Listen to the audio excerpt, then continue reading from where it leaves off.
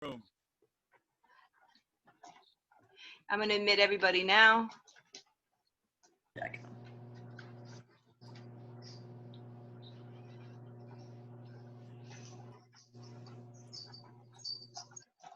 How do I get to the chat?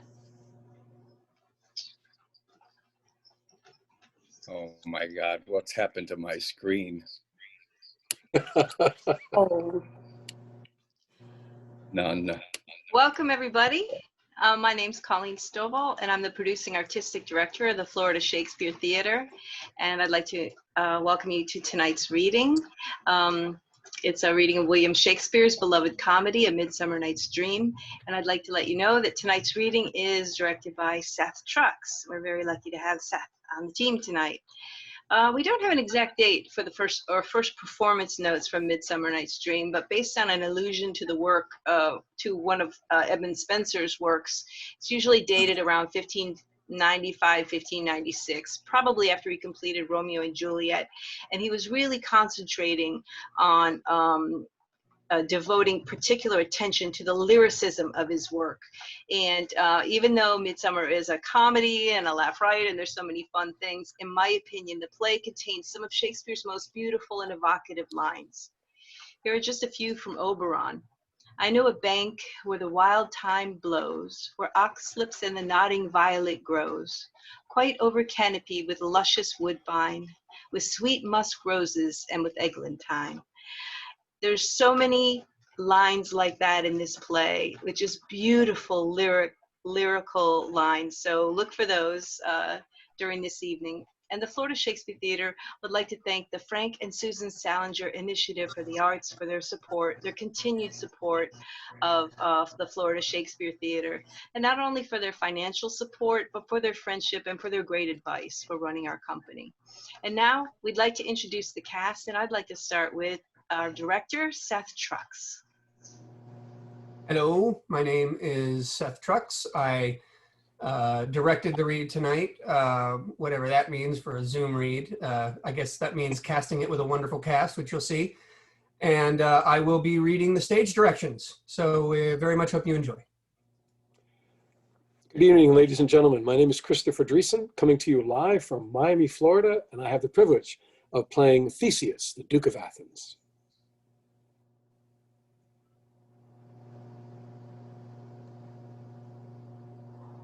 Hi everyone, my name is Matthew Paskett. I'm Lysander, reading Lysander tonight from Jupiter, Florida.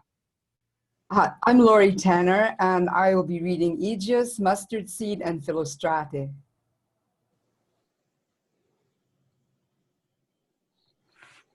Hi everybody, my name is Jeremy Wersoven, and I'll be reading Demetrius. Go ahead, sorry. No, please.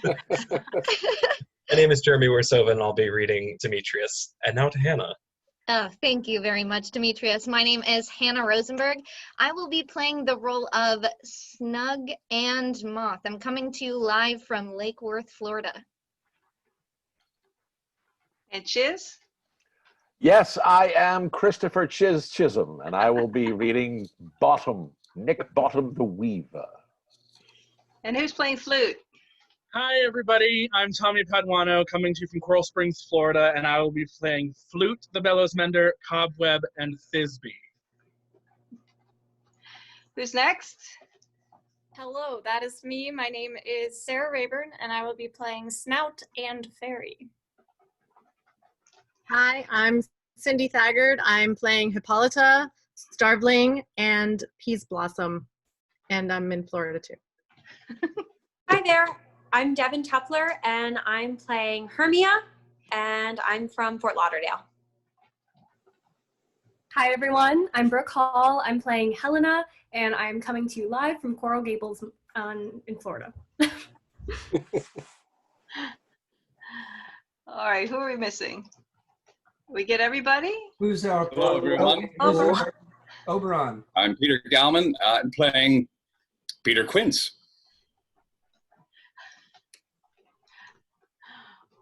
All right, do we miss anybody else, or we have the whole gang? Hi, Who's our Oberon? Hi, I'm Lito Becerra. I'm playing Robin Goodfellow, a.k.a. Puck.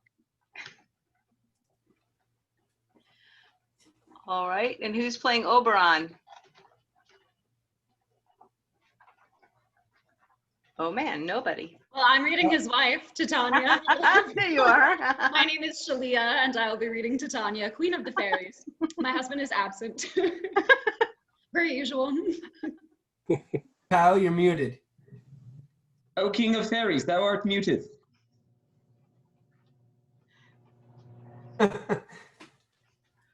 Okay. I'm happy to introduce my master, Oberon, King of the Fairies, played by Kyle.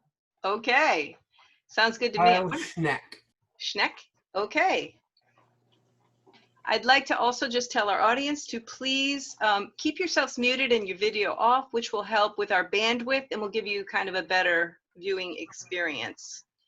And with that, let's start A Midsummer Night's Dream. Seth Trucks will be reading the stage directions. Scene 1, Athens, the Palace of Theseus. Enter Theseus, Hippolyta, Philostrate, and attendants. Now, fair Hippolyta, our nuptial hour draws on apace. 4 happy days bring in another moon. But oh, methinks how slow this old moon wanes. She lingers my desires like to a stepdame or a dowager, long withering out a young man's revenue. 4 days will quickly steep themselves in night, 4 nights will quickly dream away the time, and then the moon, like to a silver bow, new bent in heaven, shall behold the night of our solemnities.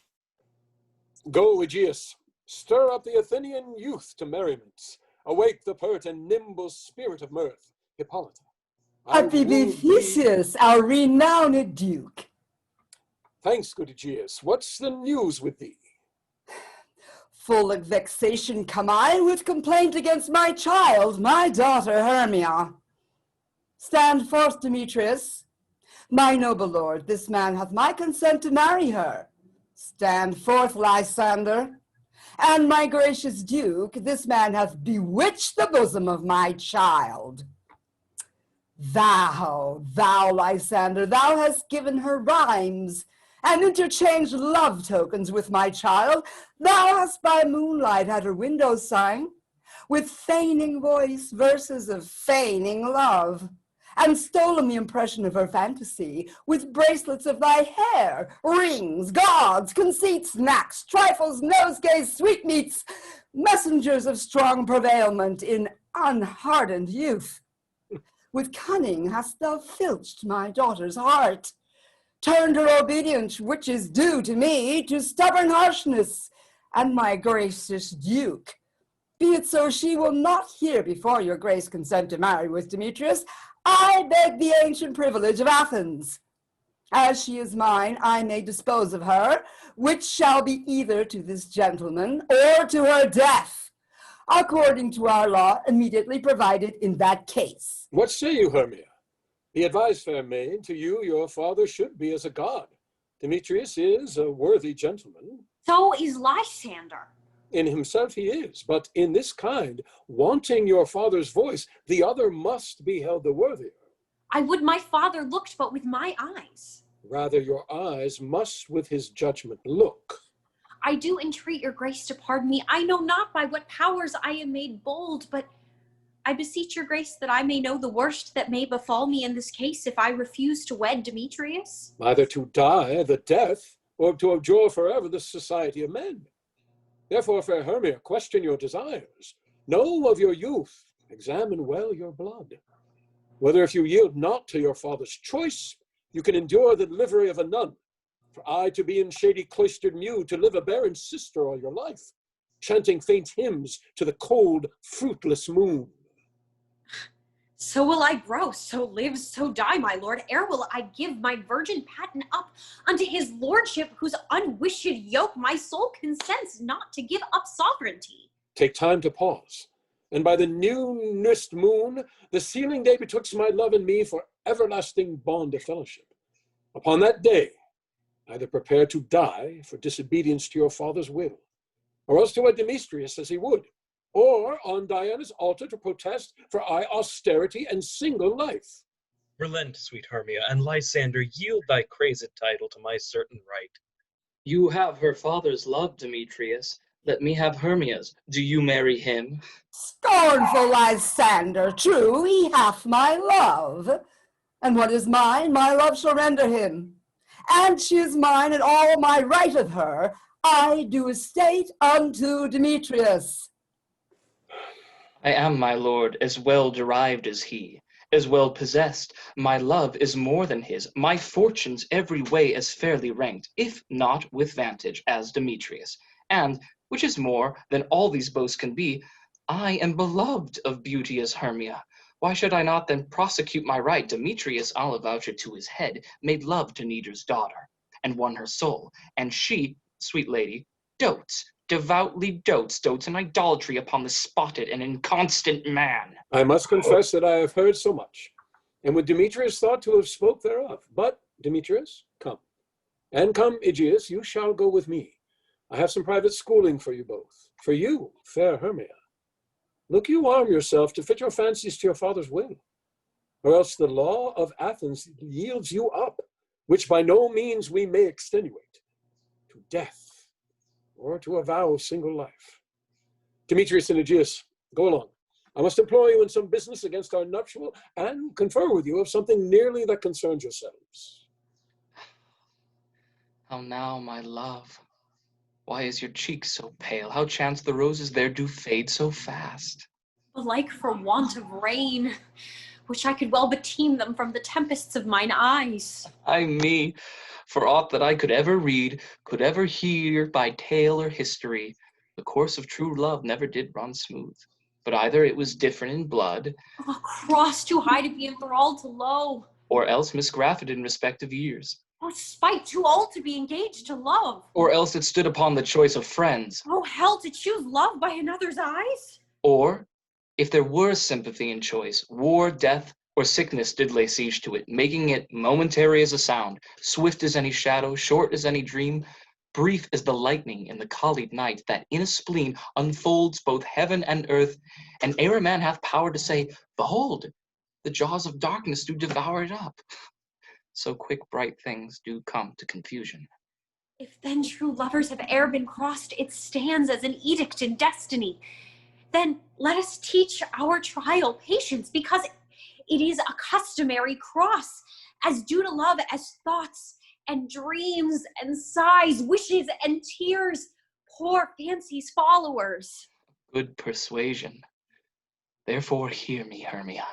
I have a widow aunt, a dowager of great revenue, and she hath no child. From Athens is her house remote 7 leagues. And she respects me, not just as her only son. There, gentle Hermia, may I marry thee. And to that place, the sharp Athenian law cannot pursue us. If thou lovest me, then steal forth thy father's house tomorrow night, and in the wood, a league without the town, where I did meet thee once with Helen, to do observance for a morn of May. There will I stay for thee.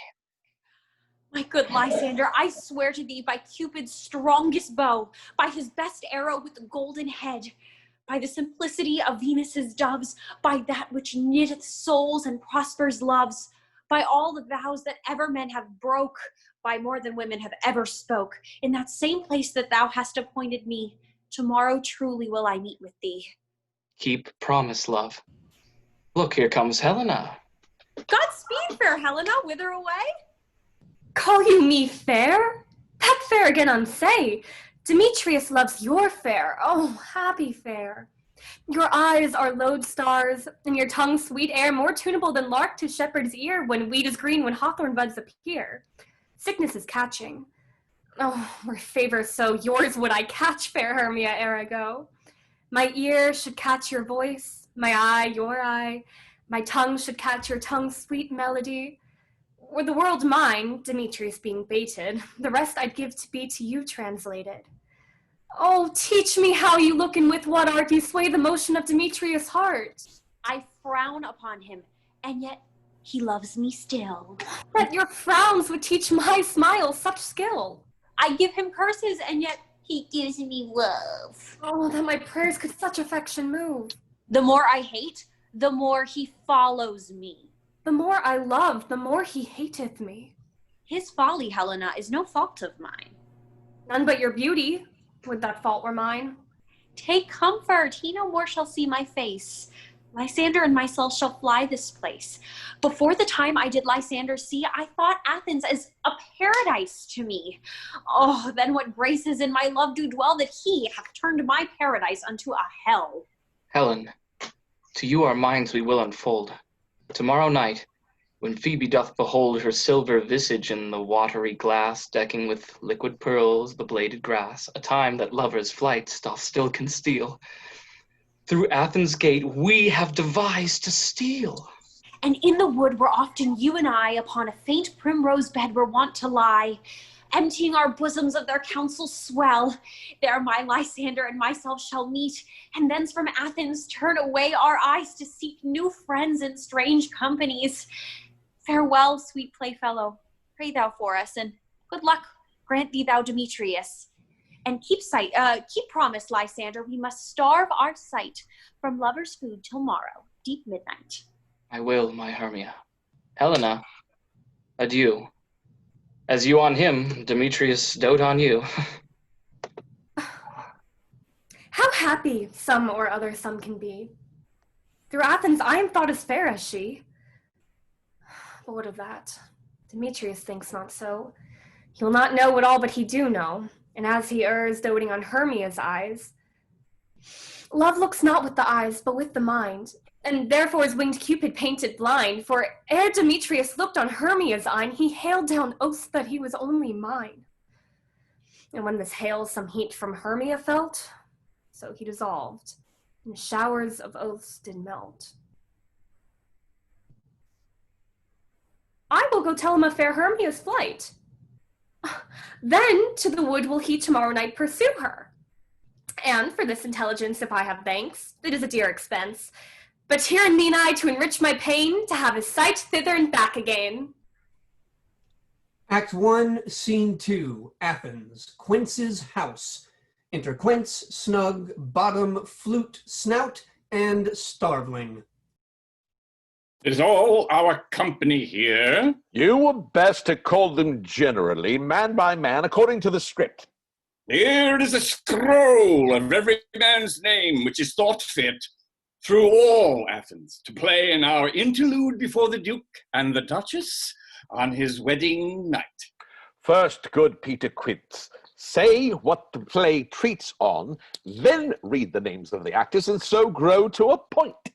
Marry, our play is the most lamentable comedy and the most cruel death of Pyramus and Thisbe. Ah, very good piece of work, I assure you, and a merry.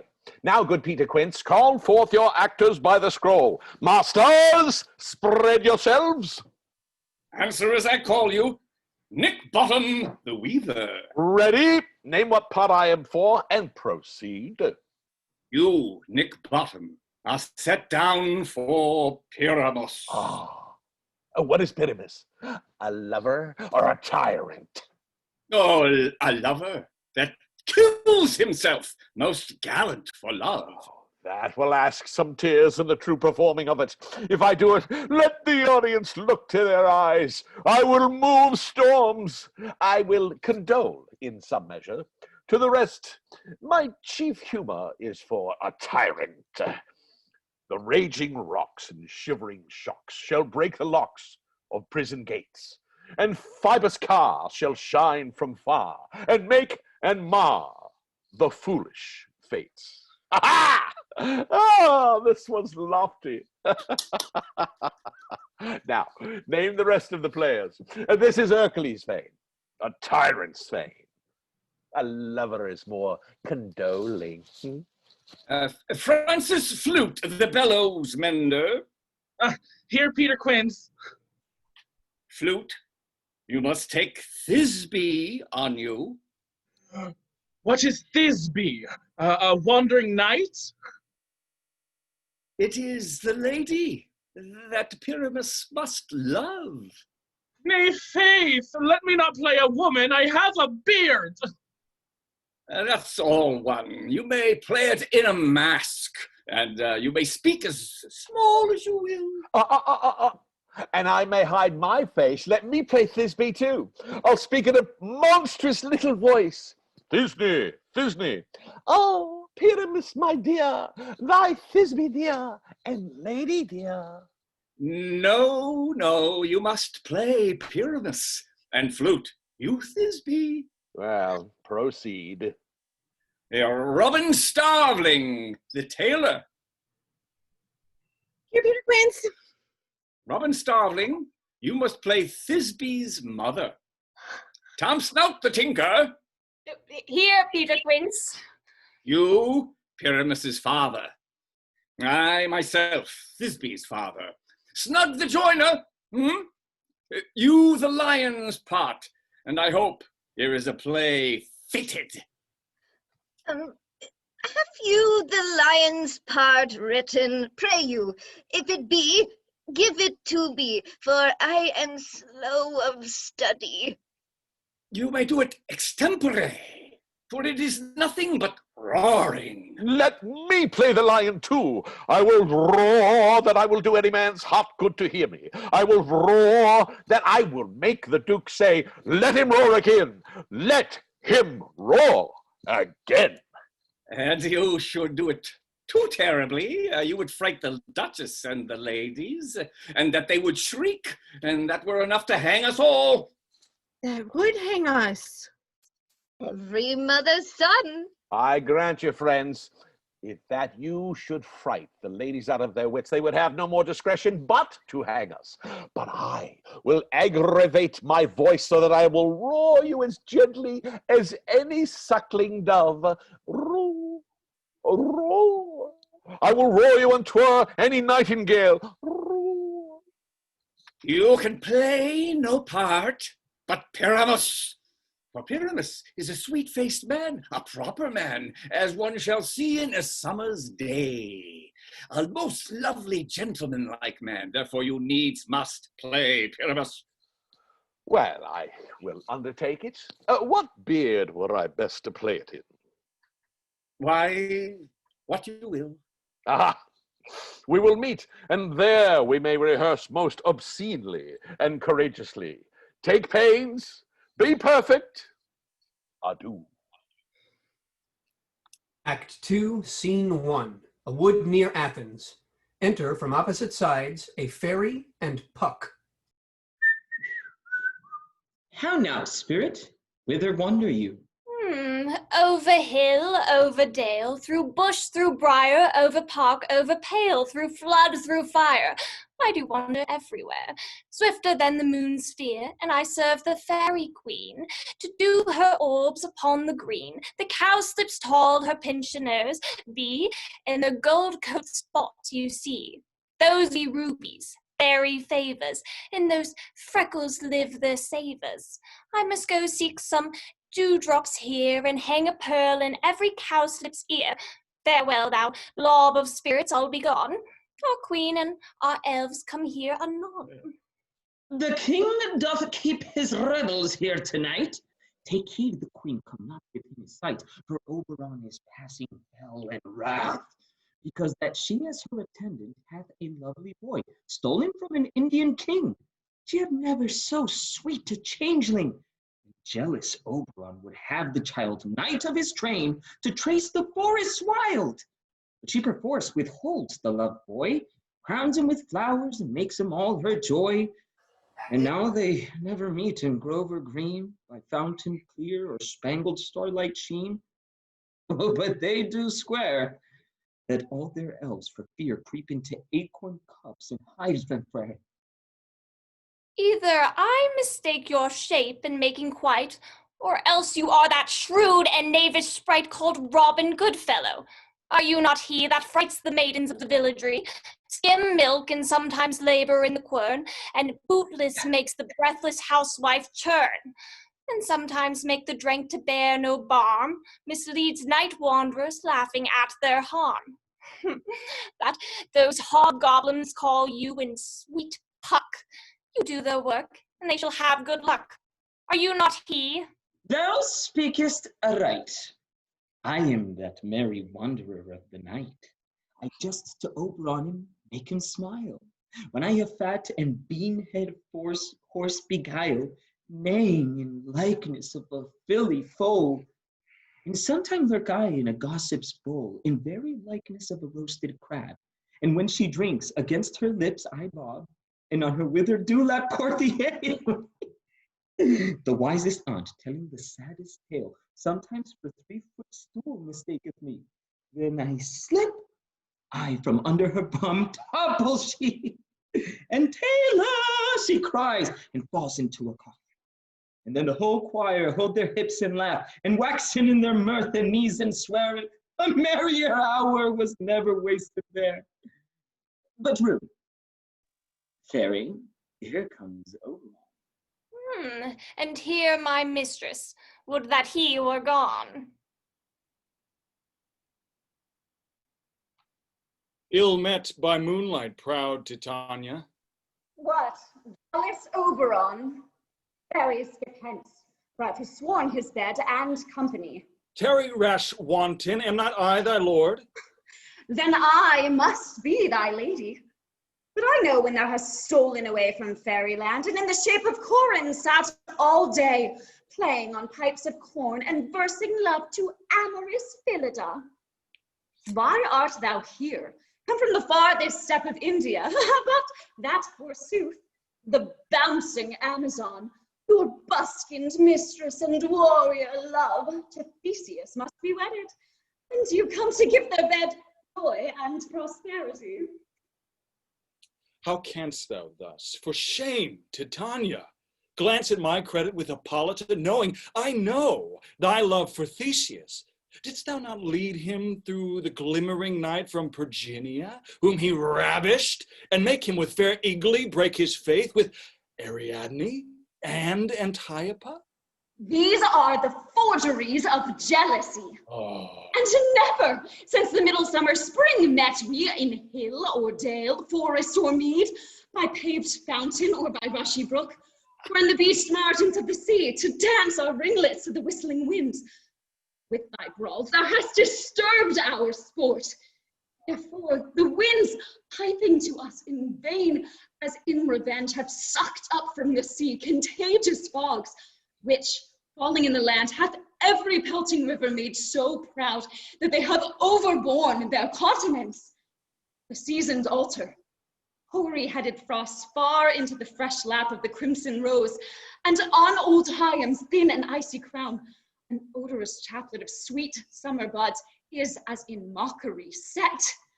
The spring, the summer, the childing autumn, angry winter change their wonted liveries, and the mazed world by their increase knows now not which is which. And this same progeny of evils comes from our debate, from our dissension. We are their parents and original. Do you amend it then? Why should Titania cross her Oberon? I do but beg a little changeling boy to be my henchman. Set your heart at rest. The fairyland buys not the child of me. His mother was a votaress of my order, and in the spiced Indian air by night, full often has she gossiped by my side, and sat with me on Neptune's yellow sands, marking the embarked traders on the flood. When we have laughed to see the sails conceive and grow big-bellied with the wanton wind, which she, with pretty and with swimming gait following, her wound then rich with my young squire, would imitate, to sail upon the land, and fetch me trifles and return again, as from a voyage rich with merchandise. But she, being mortal, of that boy did die, and for her sake do I rear up her boy, and for her sake I will not part with him. How long within this wood intend you stay? Perchance till after Theseus' wedding day. If you will patiently dance in our round and see our moonlight revels, go with us. If not, shun me, and I will spare your haunts. Give me that boy, and I will go with thee. Not for thy fairy kingdom. Fairies, away. We shall chide downright if I longer stay. Well, go thy way. Thou shalt not from this grove till I torment thee for this injury. My gentle Puck, come hither. Thou rememberest, since once I sat upon a promontory and heard a mermaid on a dolphin's back uttering such dulcet and harmonious breath that the rude sea grew civil at her song, and certain stars shot from their spheres to hear the sea maid's music. I remember. That very time I saw what thou couldst not, flying between the cold moon and the earth, Cupid, all armed. A certain aim he took at a fair vestal throned by the west, and loosed his love shaft smartly from his bow, as it should pierce 100,000 hearts. But I might see young Cupid's fiery shaft quenched in the chaste beams of the watery moon, and the imperial votress passed on, in maiden meditation, fancy free. Yet marked I where the bolt of Cupid fell. It fell upon a little western flower, before milk white, now purple with love's wound, and maidens call it love in idleness. Fetch me that flower. The herb I showed thee once, the juice of it on sleeping eyelids laid will make or man or woman madly dote upon the next live creature that it sees. Fetch me this herb, and be thou here again ere the Leviathan can swim a league. I'll put a girl run about the earth in 40 minutes. Having once this juice, I'll watch Titania when she's asleep and drop the liquor of it in her eyes. The next thing then she waking looks upon, be it on lion, bear, or wolf, or bull, or meddling monkey, or on busy ape, she shall pursue it with the soul of love. And ere I take this charm from off her sight, as I can take it with another herb, I'll make her render up that page to me. But who comes here? I am invisible, and I will overhear their conference. I love thee not, therefore pursue me not. Where is Lysander and fair Hermia? One I'll slay, the other slayeth me. Thou toldst me they were in this wood, and here I am, and wooed within this wood, because I cannot meet my Hermia. Hence, get thee gone, and follow me no more. You draw me, you hard-hearted adamant, but yet you draw not iron, for my heart is true as steel. Leave you your power to draw, and I shall have no power to follow you. Do I entice you? Do I speak you fair? Or rather, do I not in plainest truth tell you I do not nor I cannot love you? And even for that do I love you the more. I am your spaniel, and Demetrius, the more you beat me, I will fawn on you. Use me but as your spaniel. Spurn me, strike me, neglect me, lose me, only give me leave, unworthy as I am to follow you. What worser place can I beg in your love? And yet a place of high respect with me than to be used as you use your dog. Tempt not too much the hatred of my spirit, for I am sick when I do look upon thee. And I am sick when I look not on you. You do impeach your modesty too much, to leave the city and commit yourself into the hands of one that loves you not, to trust the opportunity of night and the ill counsel of a desert place with the rich worth of your virginity. Your virtue is my privilege, for that it is not night when I do see your face. Therefore I think I am not in the night. Nor doth this wood lack worlds of company, for you and my respect are all the world. Then how can it be said I am alone when all the world is here to look on me? I'll run from thee and hide me in the brakes, and leave thee to the mercy of wild beasts. The wildest hath not such a heart as you. Run when you will, the story shall be changed. I will not stay thy questions, let me go, or if thou follow me, do not believe but I shall do thee mischief in the wood. Aye, in the temple, in the town, the field, you do me mischief. Fie, Demetrius. Your wrongs do set a scandal on my sex. We cannot fight for love, as men may do. We should be wooed and we're not made to woo. I'll follow thee, and make a heaven of hell to die upon the hand I love so well. Fare thee well, nymph. Ere he do leave this grove, thou shalt fly him, and he shall seek thy love. Hast thou the flower there? Welcome, wanderer. Aye, there 'tis. I pray thee, give it me. I know a bank where the wild thyme blows, where oxlips and the nodding violet grows, quite over-canopied with luscious woodbine, with sweet musk roses and with eglantine. There sleeps Titania some time of the night, lulled in these flowers with dances and delight, and there the snake throws her enamel skin weed wide enough to wrap a fairy in. And with the juice of this, I'll streak her eyes and make her full of hateful fantasies.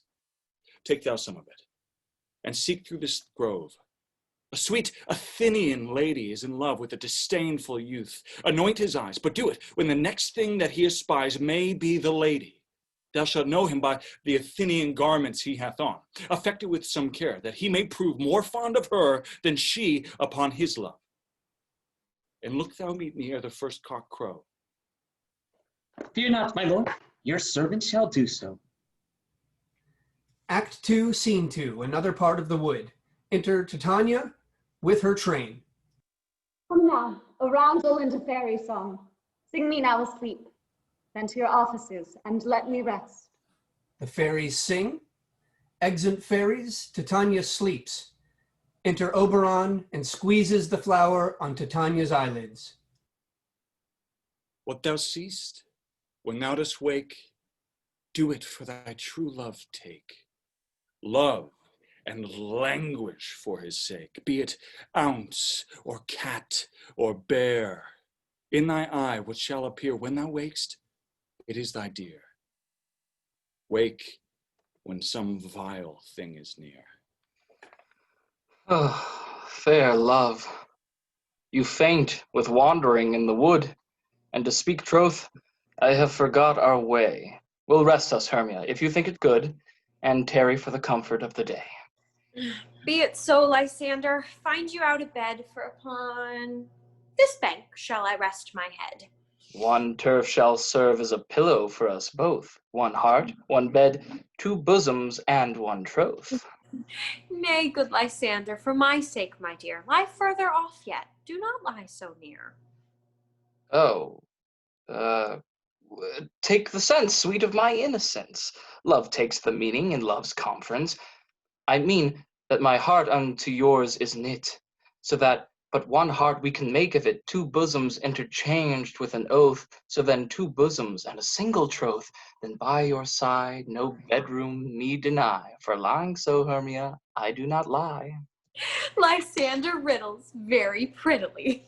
Now much beshrew my manners and my pride if Hermia meant to say that Lysander lied. But, gentle friend, for love and courtesy, lie further off in human modesty. Such separation as well may be said becomes a virtuous bachelor and a maid. So far be distant, and good night, sweet friend. Thy love ne'er alters till my sweet life end. Amen, amen to that fair prayer, say I, and then end life when I end loyalty. Here is my bed, sleep give thee his rest. With half that wish the wisher's eyes be pressed.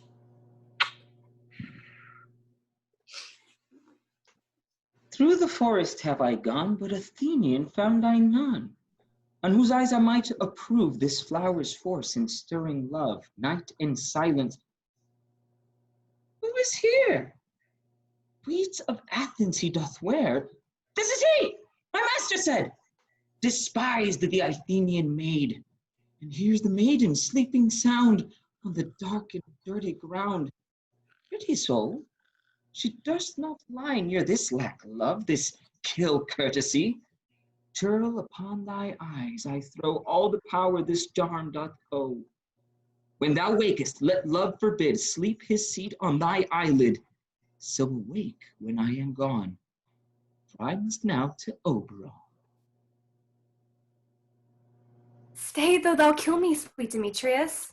I charge thee hence, and do not haunt me thus. Oh, wilt thou, dark thing, lead me? Do not so. Stay, on thy peril. I alone will go. Oh, I am out of breath in this fond chase. The more my prayer, the lesser is my grace. Happy is Hermia, wheresoe'er she lies, for she hath blessed and attractive eyes. How came her eyes so bright? Not with salt tears. If so, my eyes are oftener washed than hers. No, I am as ugly as a bear, for beasts that meet me run away for fear. Therefore, no marvel though Demetrius do as a monster fly my presence thus. What wicked and dissembling glass of mine made me compare with Hermia's Spherine? But who is here? Lysander on the ground? Dead? Or asleep? I see no blood, no wound. Lysander, if you live, good sir, awake. And run through fire I will for thy sweet sake. Transparent Helena, nature shows art that through thy bosom makes me see thy heart. Oh, where is Demetrius? Oh, how fit a word that vile name to perish on my sword. Do not say so, Lysander, say not so. What though he love your Hermia, Lord, what though? Yet Hermia still loves you, then be content. Content with Hermia? No, I do repent the tedious minutes I with her have spent. Not Hermia, but Helena I love, who will not change a raven for a dove. The will of man is by his reason swayed, and reason says you are the worthier maid. Wherefore was I to this keen mockery born? When at your hands did I deserve this scorn? It's not enough, young man, that I did never know, nor never can deserve a sweet look from Demetrius' eye, but you must flout my insufficiency? Good troth you do me wrong, good sooth you do, in such disdainful manner me to woo. But very well, perforce I must confess I thought you lord of more true gentleness.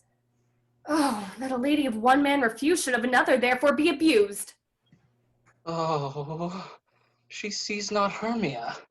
Hermia, sleep thou there, and never mayst thou come Lysander near, for as a surfeit of the sweetest thing, the deepest loathing to the stomach brings, or as tie heresies that men do leave are hated most by those they did deceive. So thou, my surfeit, and my heresy, of all be hated, but the most of me, and all my powers address your love and might to honor Helen and to be her knight.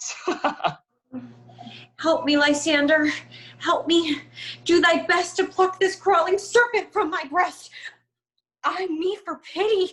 What a dream was here. Lysander, see how I do quake with fear. Methought a serpent ate my heart away, and you sat smiling at his cruel prey. Lysander? Lord? What? Gone? No sound? No word? Alack, where are you? Speak. Oh. And if you hear, speak of all loves. Oh, I almost swoon with fear. No? Well, then I perceive you are not nigh. Either death or you I'll find immediate lie. Act 3, Scene 1, The Wood. Titania lying asleep. Are we all met? Pat, here's a marvelous, convenient place for our rehearsal. This green plot shall be our stage. This hawthorn brake our tiring house, and we will do it in action, as we will do it before the Duke. Peter Quince.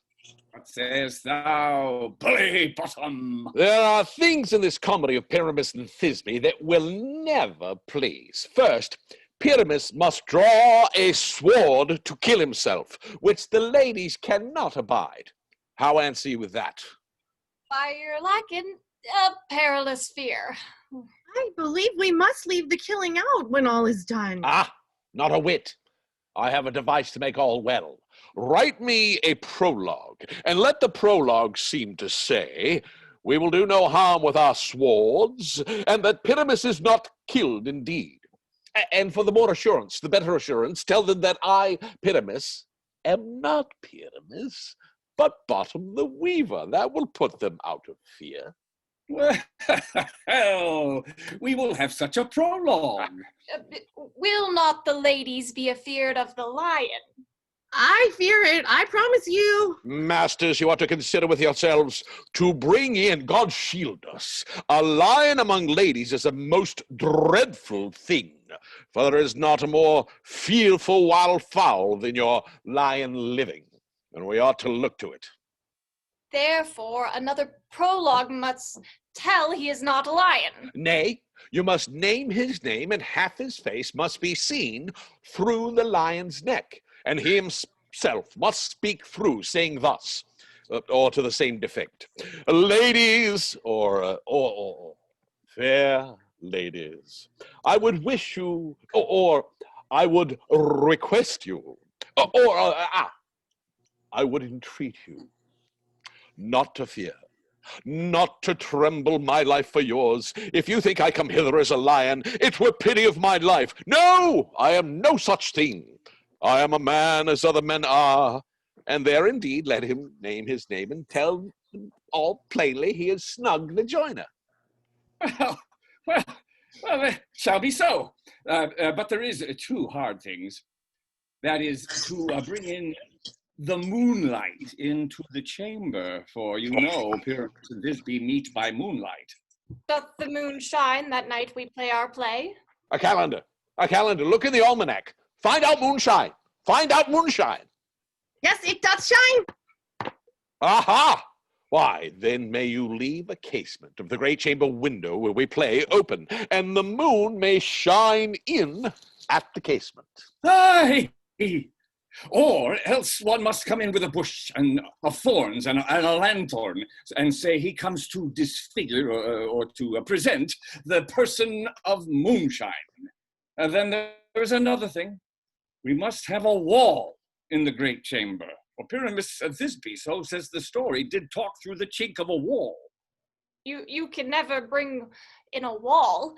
What say you, Bottom? Some man or other must present wall, and let him have some plaster or some loam or some rough cast about him to signify wall, and let him hold his fingers thus, and through that cranny shall Pyramus and Thisbe whisper. If that may be, then all is well. Come, sit down, every mother's son, and rehearse your parts. Pyramus, you begin, and when you have spoken your speech, enter into that break, and so everyone according to his cue. What hempen homespuns have we swaggering here, so near the cradle of the fairy queen? What? A play-tord! I'll be an auditor. And an actor too, perhaps? Speak, Pyramus. Thisbe, stand forth. Thisbe, the flowers of odious savours sweet. Odors. Odors. Odors savours sweet. So hath thy breath, my dearest Thisbe dear. But hark! A voice. Stay thou but here a while, and by I will to thee appear. Stranger Pyramus than e'er played here. Must I speak now? Aye, marry, must you, for you must understand, he goes but to see a noise that he heard, and is to come again. Most radiant Pyramus, most lily-white of hue, of colour like the red rose on triumphant briar, most brisky juvenile and most lovely Jew, as true as toast that yet would never tire. I'll meet thee, Pyramus, at Ninny's tomb. Ninus' tomb, man? Why, you must not speak that part yet. That you answer to Pyramus. You speak all your part at once, cues and all. Pyramus, enter. Your cue is past. It is never tire. Oh, as true as toast that yet would never tire. If I were fair, Thisbe, I were only thine. Hey, you're haunted! Hey, masters! Try, masters! Oh! I'll follow you. I'll lead you about to round, through bog, through bush, through brake, through briar. Sometimes a horse I'll be, sometimes a hound, a hog, a headless bear, sometimes a fire. And neigh and bark and grunt and roar and burn, like horse, hound, hog, bear, fire, at every turn. Why do they run away? This is a knavery of them to make me afeard. Oh, Bottom, thou art changed. What do I see on thee? What do you see? You see an ass head of your own, do you? Oh, Bottom, Bottom, bless thee, Bottom, bless thee, thou art translated. I see knavery. This is to make an ass of me, to frighten me if they could. But I will not stir from this place to what they can. I will walk up and down here, and I will sing, that they shall hear. I am not afraid. The woosel cock, so black of hue, with orange tawny bill, the throstle with his note so true, the wren with a little queel. What angel wakes me from my flowery bed? The finch, the sparrow, and the lark, the plain song cuckoo gray, whose note full many a man doth mock and dares not answer, nay. For indeed, who would set his wit to so foolish a bird? Who would give a bird the lie, though he cry cuckoo, never so? I pray thee, gentle mortal, sing again. Mine ear is much enamored of thy note. So is mine eye enthralled to thy shape. And thy fair virtue's force, perforce doth move me. First view to stay. Swear I love thee. Ah, methinks, mistress, you should have little reason for that, and yet to say the truth, reason and love keep little company nowadays. Thou art as wise as thou art beautiful. Oh, I'm not so neither.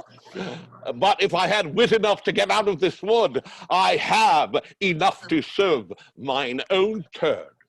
Out of this wood do not desire to go. Thou shalt remain here whether thou wilt or no. I am a spirit of no common rate. The summer still doth tend upon my state, and I do love thee. Therefore, go with me. I'll give thee fairies to attend on thee, and they shall fetch thee jewels from the deep, and sing while thou on pressed flowers do sleep. And I will purge thy mortal grossness so that thou shalt like an airy spirit go. Peace blossom, cobweb, moth, and mustard seed. Ready? And I. And I. Where shall we go? Where shall we go? Be kind and courteous to this gentleman. Hop in his walks and gambol in his eyes. Feed him with apricots and dewberries, with purple grapes, green figs, and mulberries. The honey bags steal from the humblebees, and for night tapers prop their waxen thighs, and light them at the fiery glowworm's eyes, to have my love to bed and to arise. And pluck the wings from painted butterflies, who fan the moonbeams from his sleeping eyes. Nod to him, elves, and do him courtesy. Hail, mortal!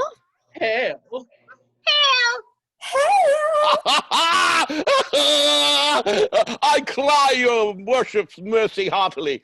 I beseech your worship's name. Cobweb.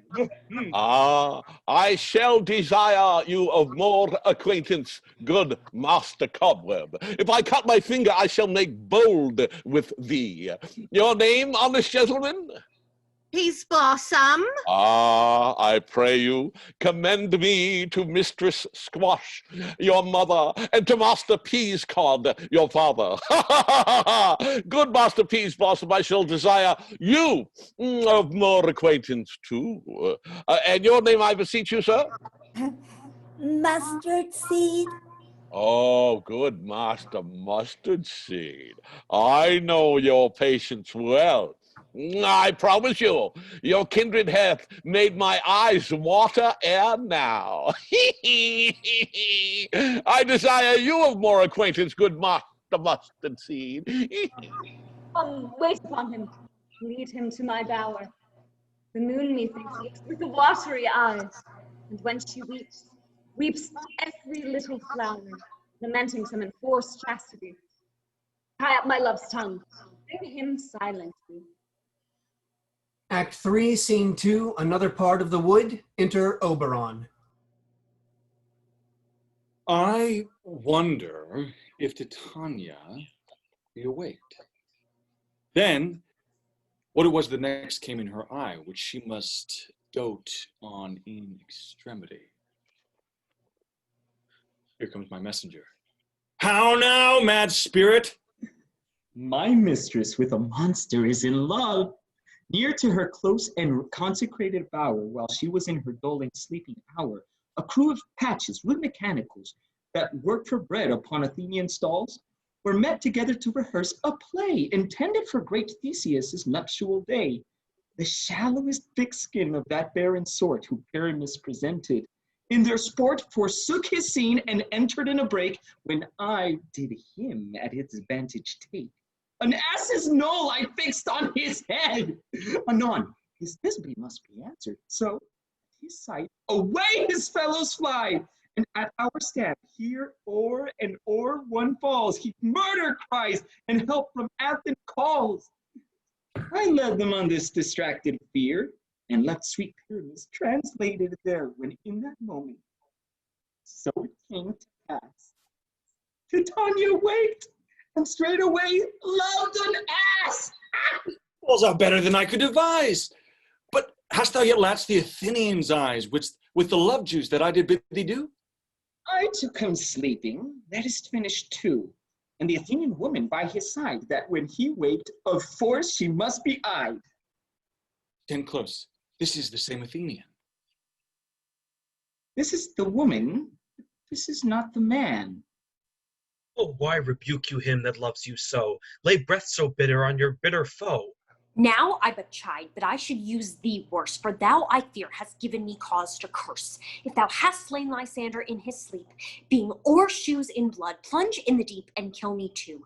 It cannot be but thou hast killed him. The sun was not so true unto the day as he was to me. Would he have stolen away from sleeping Hermia? It cannot be but thou hast murdered him.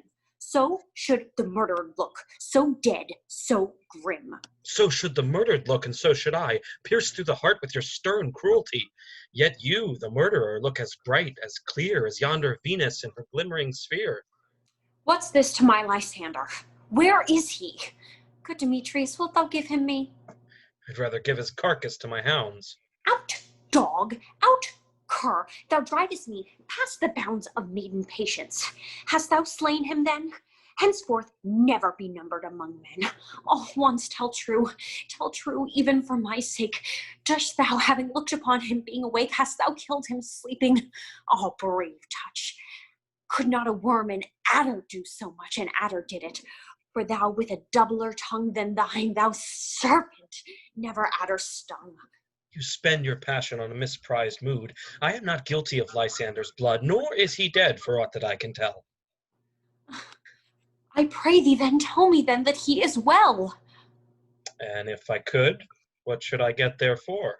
The privilege never to see me more. From thy hated presence part I so.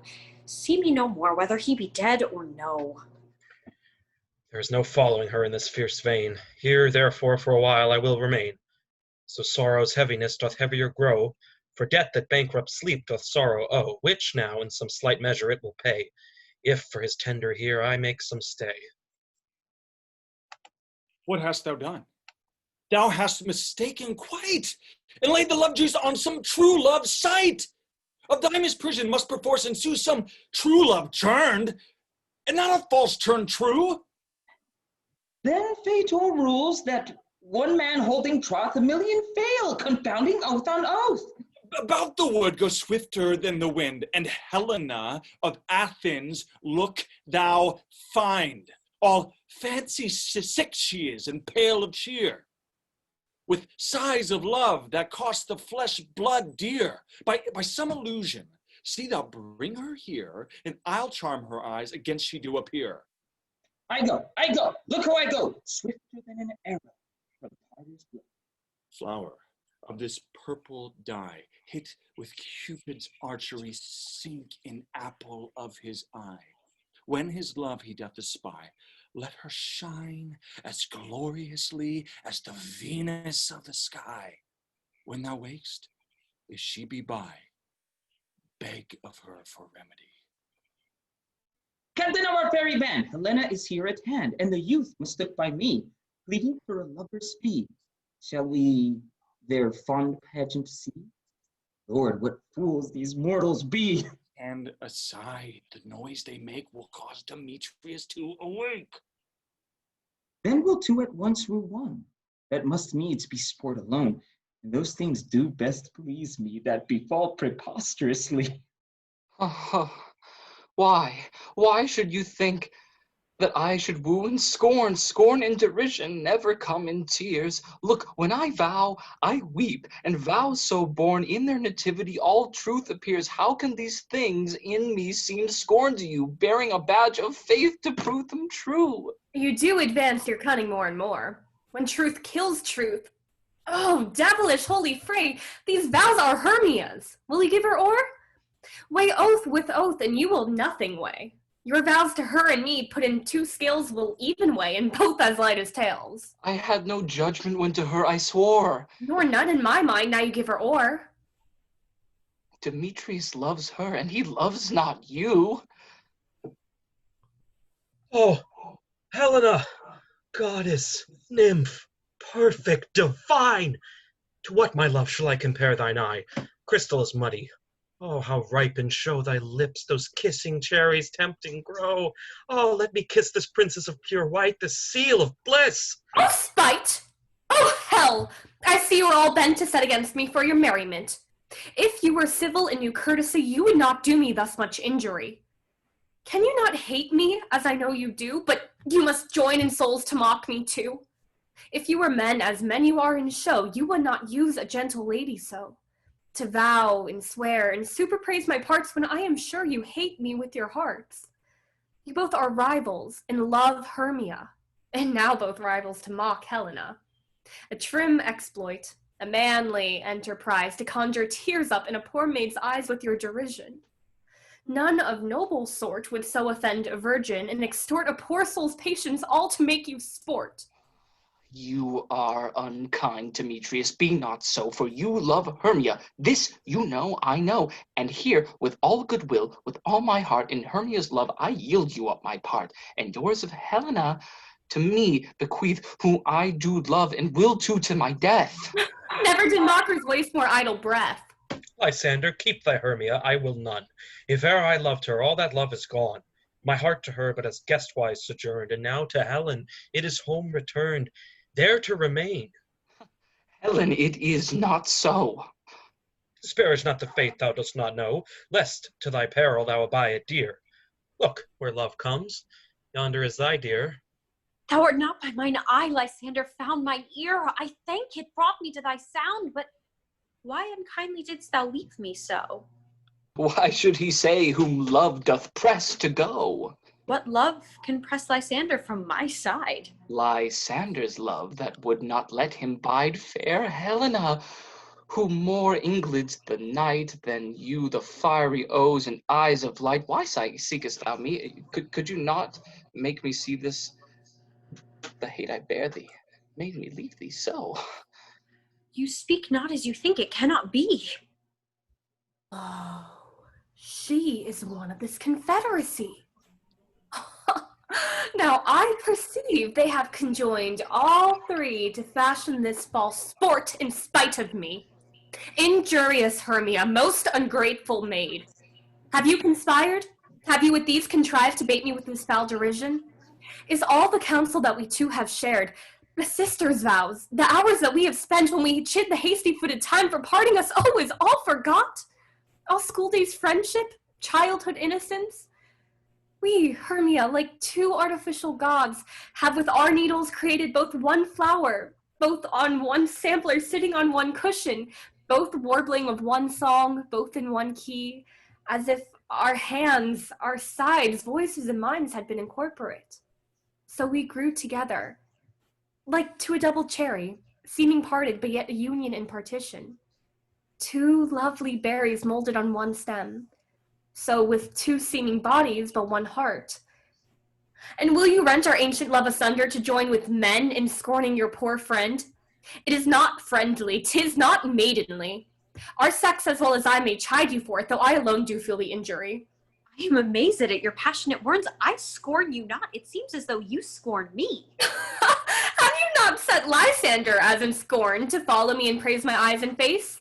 And made your other love, Demetrius, who even but now did spurn me with his foot, to call me goddess, nymph, divine and rare, precious, celestial? Wherefore speaks he this to her he hates? And wherefore doth Lysander deny your love so rich within his soul, and tender me, forsooth, affection, but by your setting on, by your consent? What though I be not so in grace as you, so hung upon with love, so fortunate, but miserable most to love unloved? This you should pity rather than despise. I understand not what you mean by this. I do persever, counterfeit sad looks, make mouths upon me when I turn my back, wink at each other, hold the sweet jest up. This sport, well carried, shall be chronicled. If you have any pity, grace, or manners, you would not make me such an argument. But fare you well, 'tis partly my own fault, which death or absence soon shall remedy. Oh, stay, gentle Helena. Hear my excuse, my love, my life, my soul, fair Helena. Oh, excellent. Sweet, do not scorn her so. If she cannot entreat, I can compel. Ha! Thou canst compel no more than she can entreat. Thy threats have no more strength than her weak prayers. Helen, I love thee. By my life I do. I swear by that which I will lose for thee to prove him false that says, I love thee not. I say I love thee more than he can do. If thou say so, withdraw and prove it too. Lysander, Come. Lysander, where to tends all this? Ah, away, you Ethiop. No, he'll seem to break loose. Take on as you would follow, but yet come not. You are a tame man. Go. Hang off, thou cat, thou burr, vile thing. Let loose, or I will shake thee from me like a serpent. Why are you grown so rude? What change is this, sweet love? Thy love? Out, tawny tartar, out. Out, loathed medicine, hated potion, hence. Do you not jest? Yes, sooth, and so do you. Demetrius, I will keep my word with thee. I would I had your bond, for I perceive a weak bond holds you. I'll not trust your word. What? Should I hurt her, strike her, kill her dead? Although I hate her, I will not harm her so. What? Can you do me no greater harm than hate? Hate me? Wherefore? Oh me, what news, my love? Am I not Hermia? Are you not Lysander? I by my life, and never did desire to see thee more. Therefore, be out of hope, of question, of doubt. Be certain, nothing truer, 'tis no jest, that I do hate thee, and I love Helena. Oh, you juggler, you canker blossom, you thief of love. What, have you come by night and stolen my love's heart from him? Fine of faith, have you no modesty, no maiden shame, no touch of bashfulness? What, will you tear impatient answers from my gentle tongue? Fie, you counterfeit, you puppet, you! Puppet? Why so? Aye, that way goes the game. Now I perceive she hath made compare between our statures. she hath urged her height, and with her personage, her tall personage, her height, forsooth, she has prevailed with him. Are you grown so high in his esteem because I am so dwarfish and low? How low am I, thy painted maypole? Speak, how low am I? I am not yet so low that my nails cannot reach it to thine eyes. I pray you, though you mock me, gentlemen, let her not hurt me. I was never cursed. I have no gift at all in shrewishness. I am a right maid for my cowardice. Let her not strike me. You perhaps may think because she is something lower than myself that I can match her. Lower? Hark again. Good Hermia, do not be so bitter with me. I evermore did love you, Hermia. Did ever keep your counsels, never wronged you. Save that. In love unto Demetrius, I told him of yourself unto this wood. He followed you for love, I followed him. But he hath tricked me hence and threatened to strike me, spurn me, nay, to kill me too. And now you will let me quiet go to Athens while I bear my folly back and follow you no further. Let me go. You see how simple and how fond I am. Why get you gone? What is it that hinders you? A foolish heart that I leave here behind. What, with Lysander? With Demetrius. Be not afraid, she shall not harm thee, Helena. Oh, sir, she shall not, though you take her part. Oh, when she's angry, she is keen and shrewd. She was a vixen when she went to school, and though she be so little, she is fierce. Little again? Nothing but low and little? Why will you suffer me to flout her thus? Get you gone, you dwarf, you bead, you acorn. You are too officious in her behalf that scorns your services. Let her alone. Speak not of Helena. Take not her part. For, if thou dost intend never to so little show of love to her, thou shalt abide by it. Now she holds me not. Now follow, if thou darest, to try whose right, of thine or mine, is most in Helena. Follow. Nay, I'll go with thee, cheek by jowl. You, mistress, this quail is long of you. Nay, go not back. I will not trust you. I no longer stay in your cursed company. Your hands and mine are quicker for a fray. My legs are longer, though, to run away.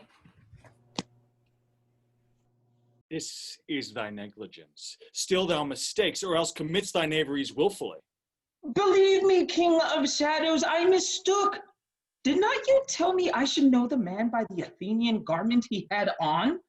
And so far blameless proves my enterprise that I have anointed an Athenian's eyes.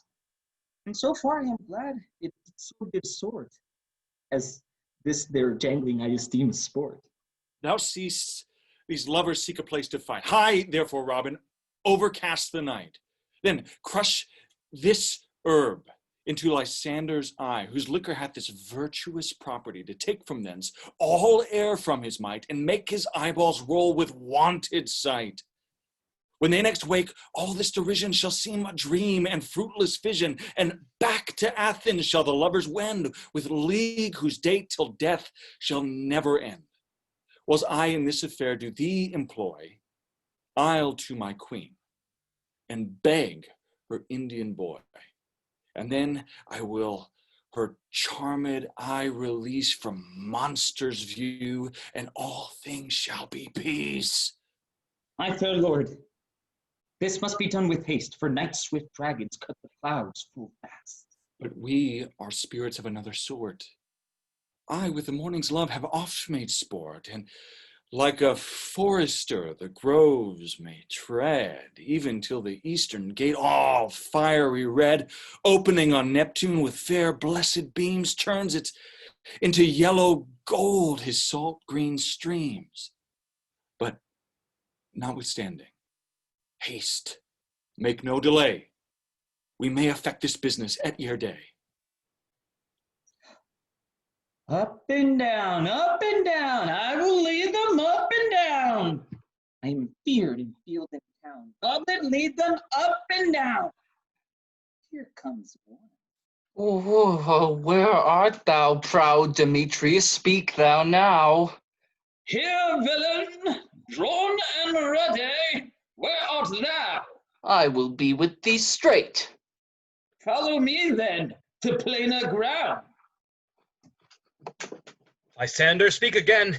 Thou runaway, thou coward, art thou fled? Speak! In some bush? Where dost thou hide thy head? Thou coward, art thou bragging to the stars, telling the bushes that thou look'st for wars, and wilt not come? Come, recreant, come, thou child. I'll whip thee a rod. He is defiled that draws a sword on thee. Yea, art thou there?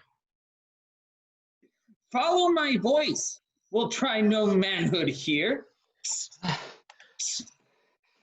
He goes before me, and still dares me on.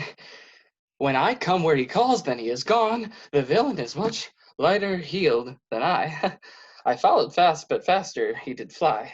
That fallen I am in dark uneven way, and will rest me here. Come, thou gentle day, for if but once thou show me thy grey light, I'll find Demetrius and revenge this spite.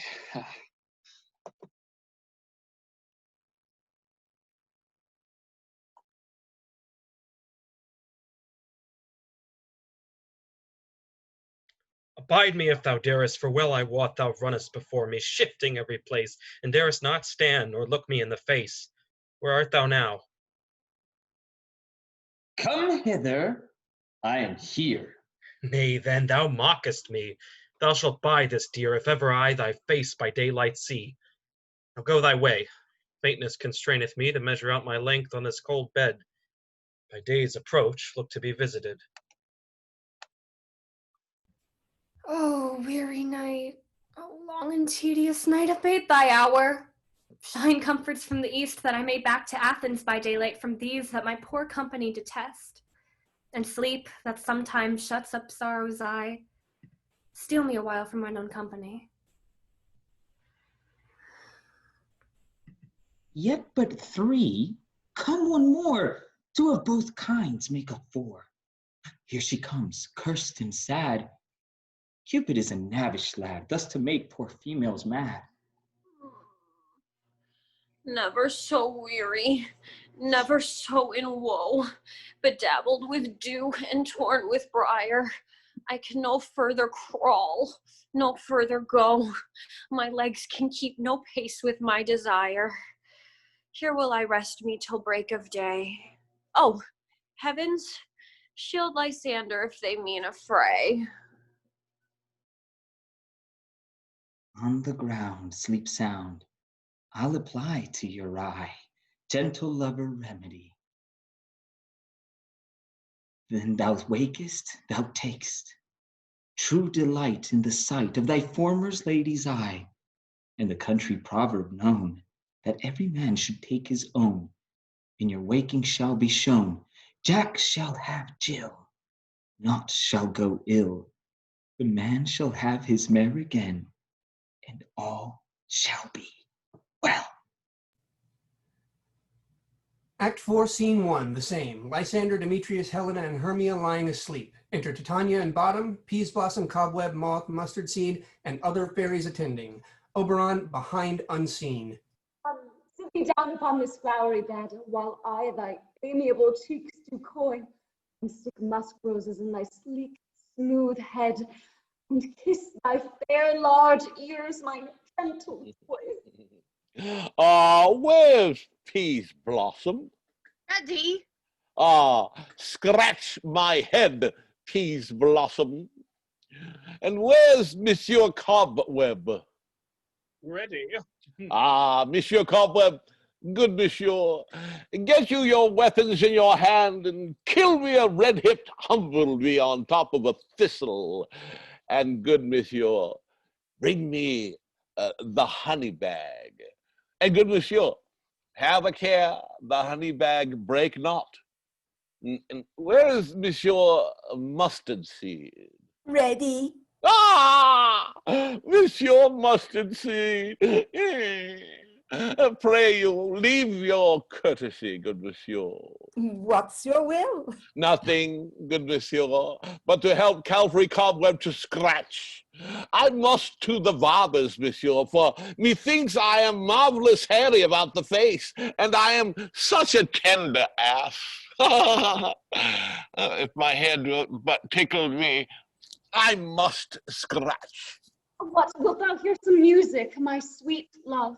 Oh, I have a reasonable good ear in music. Let's have the tongues and the bones. Or say, sweet love, what thou desirest to eat? Oh, truly a peck of provender. I could munch your good dry oats. Methinks I have a great desire to a bottle of hay. Good hay, sweet hay, hath no fellow. I have a venturous fairy that shall seek the squirrel's hoard and fetch thee new nuts. I had rather have a handful or two of dried peas. But I pray you, let none of your people stir me. I have an exposition of sleep come upon me. Sleep thou, and I will wind thee in my arms. Fairies, be gone, and be always away. So doth the woodbine the sweet honeysuckle gently entwist, the female ivy so enrings the barky fingers of the elm. Oh, how I love thee, how I dote on thee. Welcome, good Robin. Seest thou this sweet sight? Her dotage now I do begin to pity. For meeting her of late behind the wood, seeking sweet favors from this hateful fool, I did upbraid her and fall out with her. For she his hairy temples then had rounded with a cornet of fresh and fragrant flowers. When I had at my pleasure taunted her, and she in mild terms begged my patience, I then did ask of her changeling child, which straight she gave me. And her fairy sent to bear him to my bower in fairyland. And now I have the boy. I will undo this hateful imperfection of her eye. And gentle Puck, take this transformed scalp from off the head of this Athenian swain, that he, awaking, when the other do, may all to Athens back again repair, and think no more on this night's accidents, but as the fair and fierce vexation of a dream. But first, I will release the fairy queen. Be as thou wast wont to be. See as thou wast wont to see. Dian's bud or Cupid's flower hath such force and blessed power. Now, my Titania, wake you, my sweet queen. My Oberon, what visions have I seen? Methought I was enamored of an ass. There lies your love. How came these things to pass?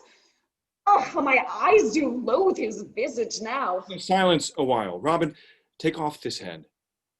Titania, music, call. Music, oh, music such as charmeth sleep. Now when thou wakest, with thine own fool's eyes peep. Sound music! Come, my queen, take hands with me and rock the ground whereon these sleepers be. Now thou and I are new in amity, and we'll tomorrow midnight solemnly dance in Duke Theseus's house triumphantly, and bless it to all prosperity. Fairy king, attend and mark. I do hear the morning lark. My lord, and in our flight, tell me how it came this night that I sleeping here was found with these mortals on the ground. Oh, one of you, find out the forester, for now our observation is performed. And since we have the wayward of the day, my love shall hear the music of my hounds, uncouple in the western valley. But soft, what nymphs are these? My lord, this is my daughter, here asleep. And this Lysander, and this Demetrius is. This Helena, old Nidar's Helena. I wonder if they're being here together. Well, no doubt they rose up early to observe the rite of May, and hearing our intent, came here in grace our solemnity. But speak, Aegeus, is this not the day that Hermia should give answer of her choice? It is, my lord. Go, bid the huntsmen wake them with their horns. Good morrow, friends. Saint Valentine is past. begin these wood birds but to couple now? Pardon, my lord. I pray you all, stand up. I know you two are rival enemies. How come this gentle concord in the world that hatred is so far from jealousy? To sleep by hate and fear no enmity? My lord, I shall reply amazedly, half sleep, half waking. But as I swear, I cannot truly say how I came here. But as I think, for truly I would speak, and now I do bethink me, so it is. I came with Hermia hither. Our intent was to be gone from Athens, where we might, without the peril of Athenian law.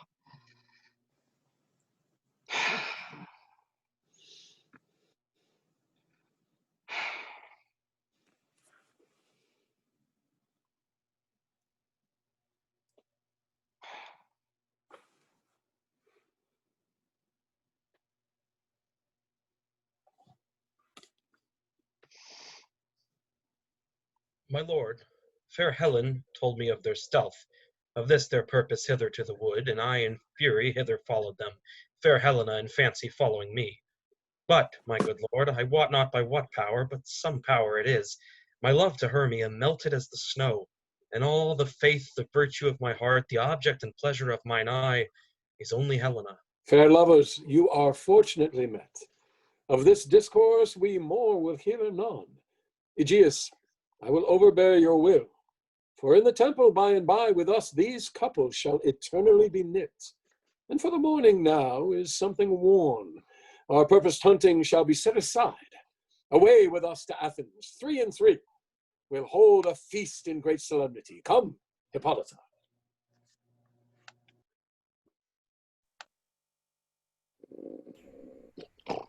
When my cue comes, call me, and I will answer. My next is most fair Pyramus. Hey ho, Peter Quince. Flute, the bellows mender. Snout, the tinker. Starveling. Oh, God's my life stolen hence, and left me asleep. I have had a most rare vision. I have had a dream. Past the wit of man to say what dream it was. Man is but an ass if he go about to expound this dream. Methought I was, there is no man can tell what. Methought I was, and methought I had. Oh, but man is but a patched fool if he will offer to say what methought I had. Oh, the eye of man hath not heard, the ear of man hath not seen, man's hand has not been able to taste, his tongue to conceive, nor his heart to report what my dream was. I will get Peter Quince to write a ballad of this dream, and it shall be called Bottom's Dream, because it hath no bottom. And I will sing it in the latter end of the play before the Duke. Peradventure, to make it more gracious, I shall sing it at her death. Act 4, Scene 2, Athens, Quince's house. Enter Quince, flute, snout, and starveling. You sent to Bottom's house? Has he come home yet? He cannot be heard of. Out of doubt, he is transported. If he come not, then the play is marred. It goes not forward, doth it? It is not possible. You have not a man in all Athens able to discharge Pyramus but he.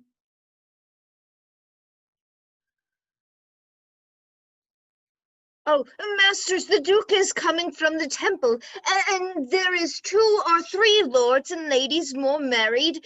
If our sport had gone forward, we had all been made men. Oh, sweet bully Bottom!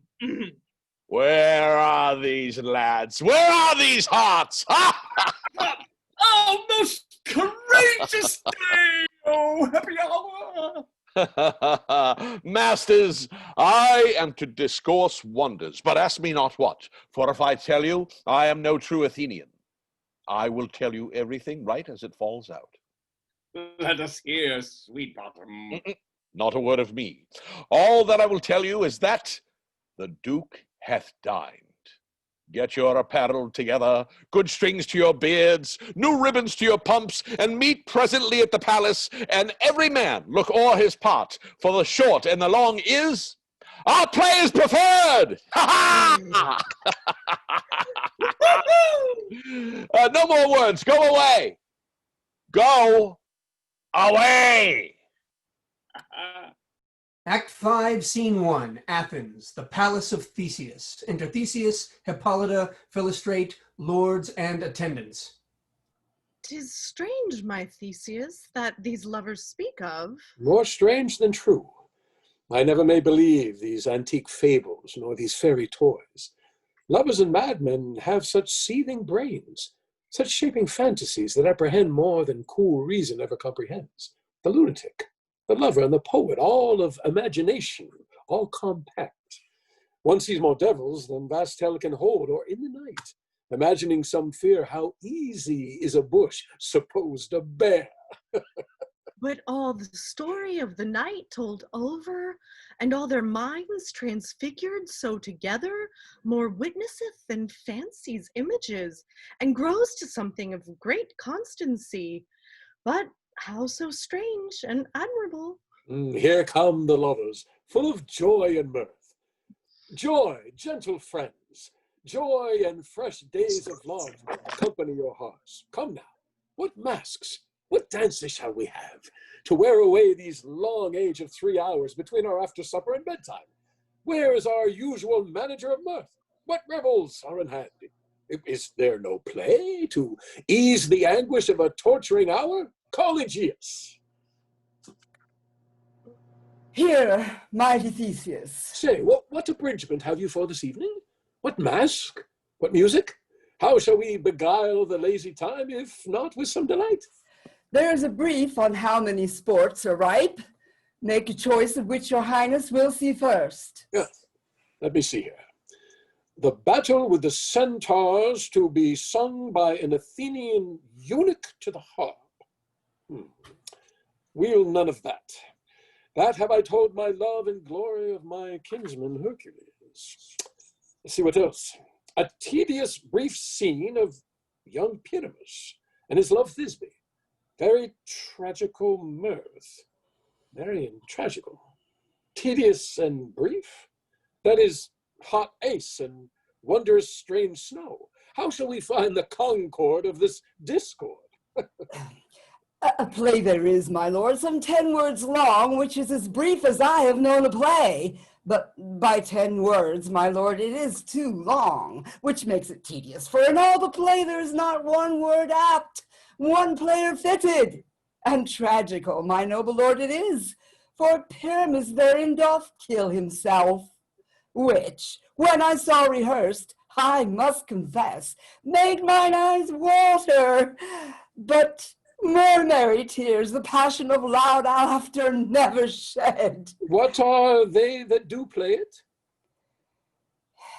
Hard-handed men that work in Athens here, which never labored in their minds till now. And we will hear it.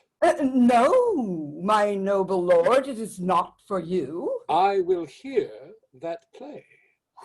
For never anything can be amiss when simpleness and duty tender it. Go, bring them in, and take your place, ladies.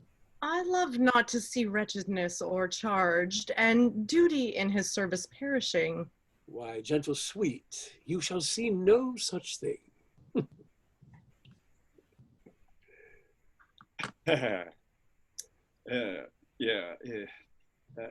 If we offend, it is with our good will. That you should think we come not to offend, but with good will to show our simple skill. The actors are at hand, and by their show, you shall know all that you are like to know. This fellow doth not stand upon points. He hath rid his prologue like a rough colt. Indeed, he hath played on his prologue like a child on a recorder. The sound, but not in government. Gentles, perchance you may wonder at this show, But wander on, till truth make all things plain. This man is Pyramus, if you would know. This beauteous lady, Thisbe, is certain. This man, with lime and rough cast, doth present Wall, that vile wall, which these lovers did sunder, and through Wall's chink, poor souls, they are content to whisper, at the which let no man wonder. This man, with lanthorn, dog, and bush of thorn, presenteth moonshine. For if you will know, by moonshine did these lovers think no scorn to meet at Ninus' tomb, there to woo.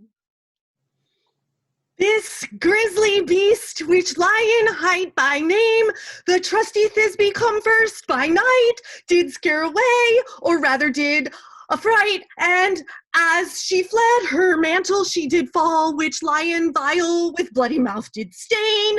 Anon comes Pyramus, sweet youth, and all, and finds his trusty Thisbe's mantle slain. Whereat with blade, with bloody, blameful blade, he bravely broached his boiling, bloody breast. And Thisbe, tarrying in mulberry shade, his dagger drew and died. For all the rest, let lion, moonshine, wall, and lovers twain at large discourse, while here they do remain. In this same interlude it doth befall that I, one Snout by name, present a wall. And such a wall as I would have you think, that had it a crannied hole or chink, through which the lovers Pyramus and Thisbe did whisper often very secretly. Would you desire lime and hair to speak better? It is the wittiest partition that ever I heard discourse, my lord. Pyramus, oh, Pyramus draws near the wall. Silence. Oh, grim-looked night! Oh, night with hue so black! Oh, night, whichever art when day is not! Oh, night! Oh, night! Alack, alack, alack! Oh, I fear my Thisbe's promises forgot. And thou, O wall, O sweet, O lovely wall that standest between her father's ground and mine, thou wall, O sweet and lovely wall, show me thy chink to blink through with mine eye. Thanks, courteous wall, Jove shield thee well for this. But what see I? No Thisbe do I see? O wicked wall, through whom I see no bliss, cursed be thy stones for thus deceiving me. The wall, methinks, being sensible, should curse again. No, in truth, sir, he should not. Deceiving me is Thisbe's cue. She is to enter now, and I am to spy her through the wall. You'll see, we'll all fall pat as I told you. Yonder she comes. Wall, full often hast thou heard my moans, for parting my fair Pyramus and me. How often my cherry lips have kissed thy stones with lime and hair knit up in thee. Aha, I see a voice. Now will I to the chink to spy, and I can hear my Thisbe's face. Thisbe! My love? Thou art my love, I think. Think what thou wilt. I am thy lover's grace, and like Leander am I trusty still. And I, like Helen, to the fates may kill. Oh, kiss me through the hole of this vile wall. I kiss the wall's hole, not your lips at all. Wilt thou at Ninny's tomb meet me straightway? Tide life, tide death, I come without delay. Thus have I, wall, my part discharged so, and being done, thus wall away doth go.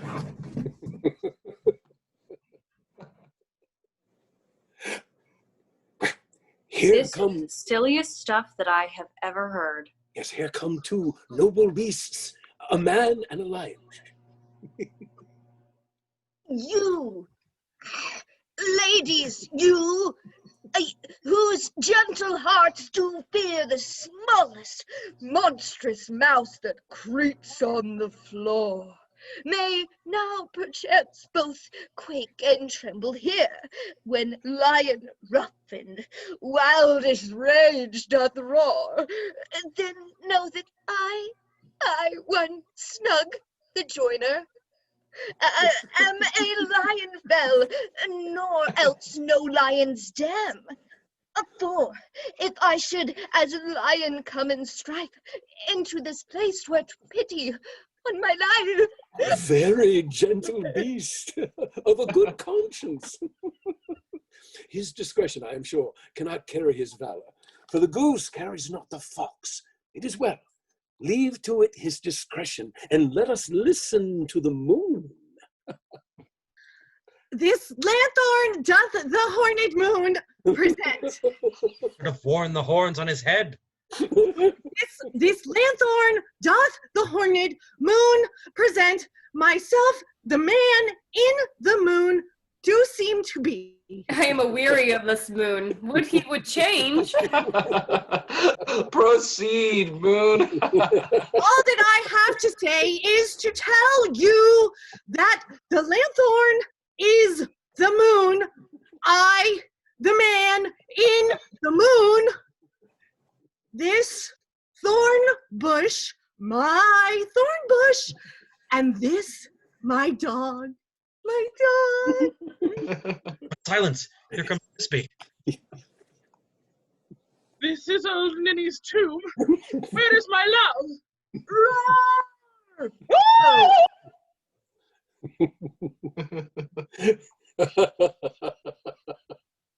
Oh, roared lion. Well run, Thisbe. Well shown, moon. Truly, the moon shines with a good grace. And so the lion vanished. And then came Pyramus. Sweet moon, I thank thee for thy sunny beams. I thank thee, moon, for shining now so bright. For by thy gracious golden glittering gleams, I trust to take of truest Thisbe sight. But stay, O spite, but mark, poor knight, what dreadful dole is here? Eyes, do you see? How can it be? Oh, dainty duck! Oh dear. Thy mantle good, what stained with blood, approach ye furies fell? Oh, fates, come, cut thread and from, quail, crush, conclude, and quell. Through my heart, but I pity the man. Oh, wherefore, nature, didst thou lion's frame, since lion vile hath here deflowered, my dear, which is, no, which was the fairest dame, that lived, that loved, that liked, oh, that looked with cheer. Come, tears, confound!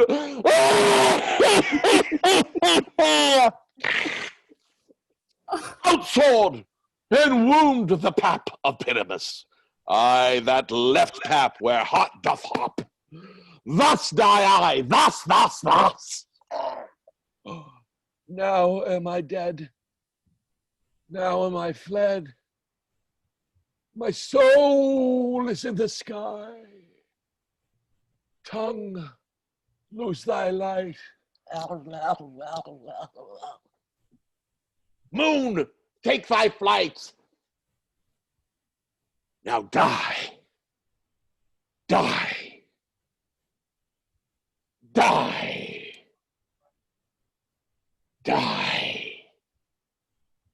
Die!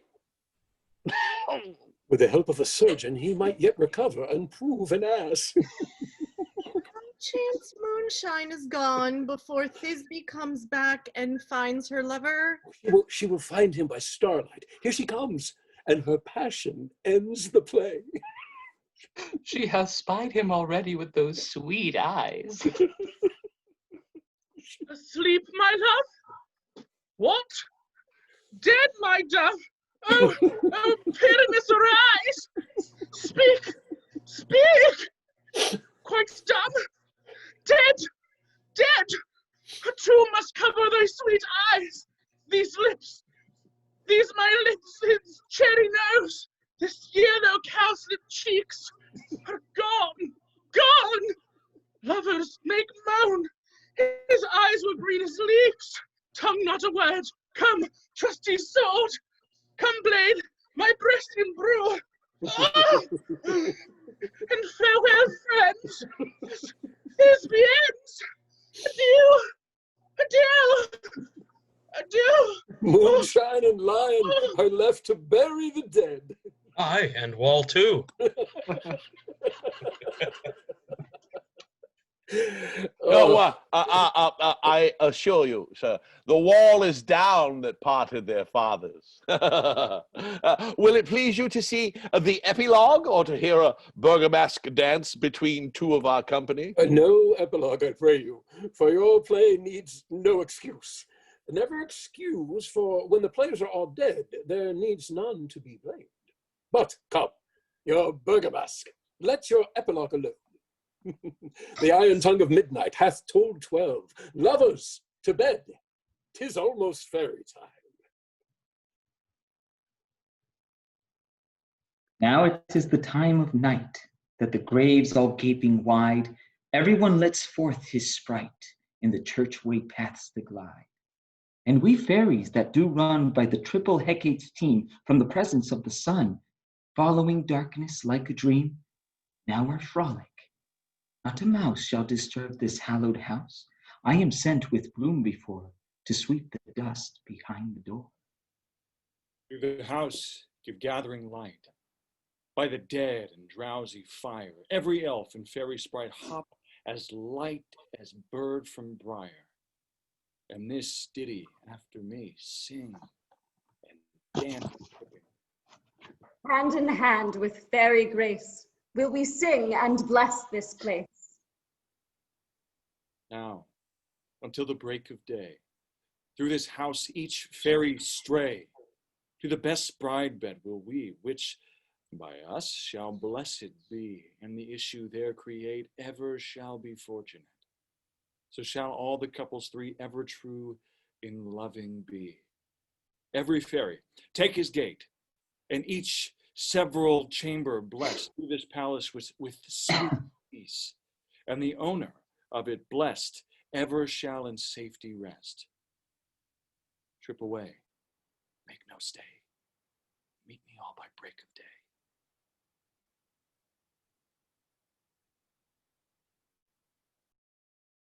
If we shadows have offended, think but this, and all is mended, that you have but slumbered here, while these visions did appear, and this weak and idle thing normal yielding but a dream. Gentles, do not reprehend. If you pardon, we will mend.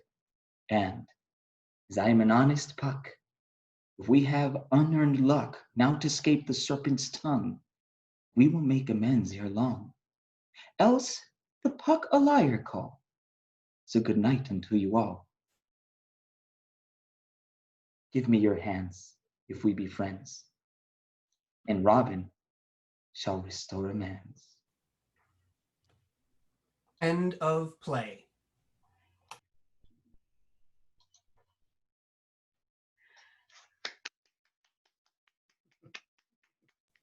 Great job, everybody. Thank you very much. Actors, turn your screens on, actors. Thank you so much, everybody, for coming to watch. We really hope you enjoyed it. And hopefully we get to do another one of these and we see you then. Thank you, everybody. Good night. Thank you. Thanks, Bridget Kabibi.